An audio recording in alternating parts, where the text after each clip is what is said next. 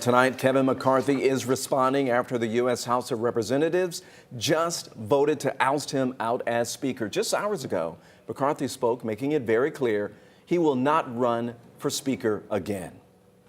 I believe I can continue to fight, maybe in a different manner. I will not run for Speaker again. I'll have the conference pick somebody else. I hope you realize that every day I did the job, regardless whether you underestimated me or not, I wanted to do it with a smile. Well, the vote to oust McCarthy is the first in U.S. history. Yeah, we want to get to 11 Alive's Cody Alcorn live now to break down that vote and how we even got here, Cody. Well, you know, Savannah and Ron, it was back in January when McCarthy was wheeling and dealing trying to get this position that he agreed to let the rule behind this motion to vacate be reversed, making it very easy just for one member to bring this to the floor. And they say it's his wheeling and dealing that got him where he's at tonight. The office of Speaker of the House of the United States House of Representatives is hereby declared vacant.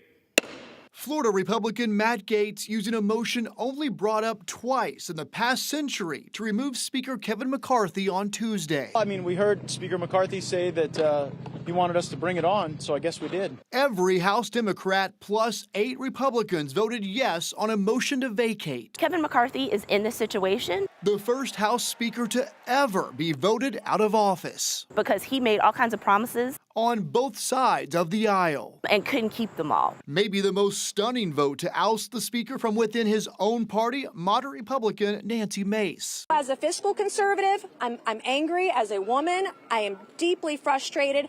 And I just, that is the consequence of that behavior. And I want the American people to trust the Speaker. When the Speaker makes a promise to either side of the aisle, they ought to keep it. Andra Gillespie, a political scientist at Emory University. Kevin McCarthy tried to be all things to all people in order to be Speaker of the House. Which his colleagues used to remove him.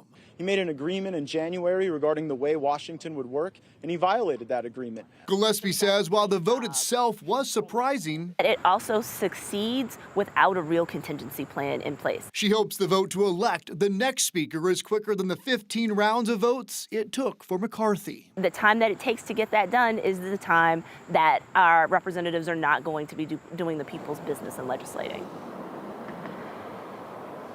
By the way, the members from Georgia voted right down party lines. 9 Republicans voted no, 5 Democrats voted yes, and we are expecting the voting process for the next Speaker of the House to start next week.